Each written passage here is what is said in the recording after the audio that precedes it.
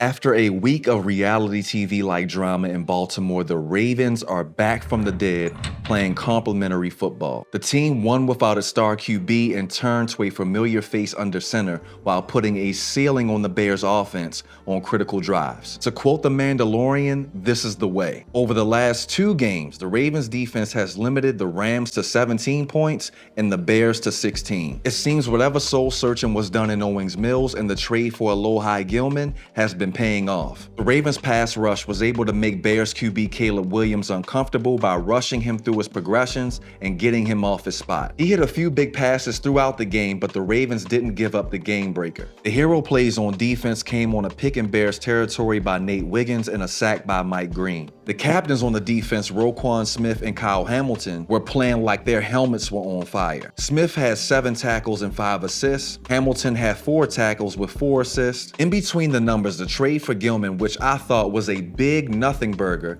has allowed Kyle Hamilton to go back to playing Joker and big nickel sets. He's swatting passes, he's getting to the quarterback, he's stopping running backs in the backfield. The offense also went back in time as well, creating balanced, sustained drives. Quarterback Tyler Huntley was a trooper, showing veteran poise in the pocket and letting the game come to him. Snoop, since his time away from Baltimore, has gotten better. I mean, his tape almost looks night and day different from the last time he was Lamar Jackson's backup. He finished the afternoon 17 for 22 and 1 TD. Many fans and pundits alike were questioning why wasn't Huntley Lamar's immediate backup from the beginning of the season. 22 went back to bulldozing. He logged out after notching 71 yards and 2 touchdowns on 21 carries. Even the man, the myth, the legend, Keaton Mitchell got 4 carries for 43 yards. It's mind-boggling how he hasn't seen the field up until this point. This guy has blazing speed which needs to be put on the field for the rest of the season. With a number of winnable games in the back half of the schedule, the Ravens can see some semblance of hope. Even though these games look winnable, that means nothing. The Ravens still got to go out there and win them. Only time will tell. Now, me and Young Don were having a conversation earlier, and he had mentioned that if the Ravens beat the Dolphins on Thursday,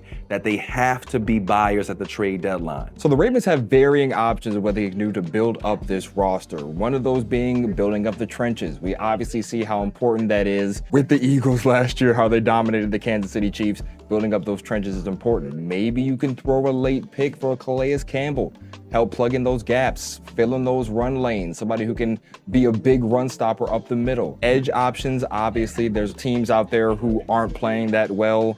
More realistic option maybe would be a Cameron Jordan of some sorts with the Saints. The Saints aren't really playing that well this year. As far as offensive line, when you speak on the trenches, maybe you go back after a Kevin Zeitler that the Ravens let go, then they didn't re-sign. So there's options to help build this team up, but most definitely, if there's a victory on Thursday, the Ravens should most definitely be buyers, not sellers going into the rest of the season.